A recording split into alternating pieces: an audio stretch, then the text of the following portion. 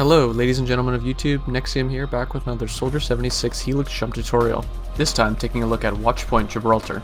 I'll be going over key areas where you can use Helix Rocket to jump to hard to reach or elevated areas quickly and effectively. If this kind of content interests you, or if you have criticism on the way I do my videos, let me know in the comment section below the video. Also don't forget to like or dislike the video as it helps me out a lot.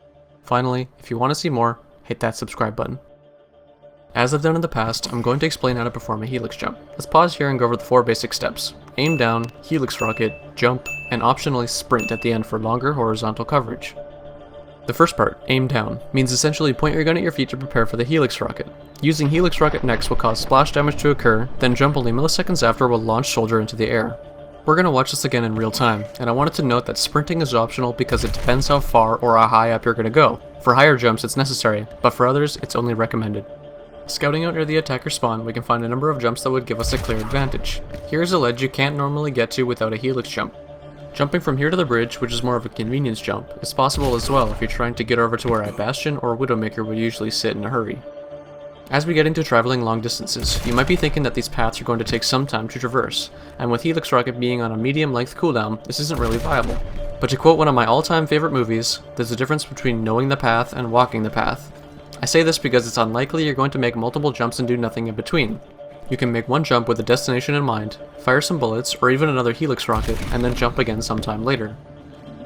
Before we get past the first and second objectives, I wanted to point out this jump that gets you on top of this sphere. Use the knowledge to your advantage that not many heroes can get up here, thus not many players will expect you.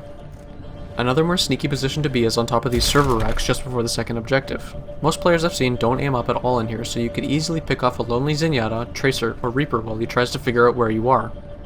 The goal of most heroes in Overwatch is to get to the highest elevation points possible and stay there. This is mainly because of the nature of how having high ground works, and the advantages that being higher up than your enemies gives in terms of vision over an area.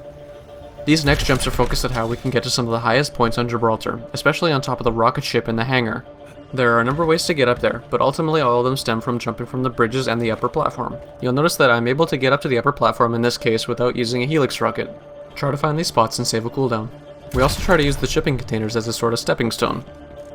As we move out of the hangar and onto the route to the final checkpoint, there are many stacked shipping containers that can serve as a simple platform to get some height.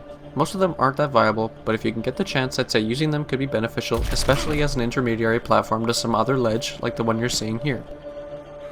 This next path requires a few helix jumps to reach, but offers huge benefit if you can pull it off. This first platform is a good one purely for reasons surrounding high ground I talked about before. Going further, we can shortcut the payload route and get behind the enemy lines quite quickly from here. If you have an ultimate, you could potentially make a huge play by running behind the enemy team.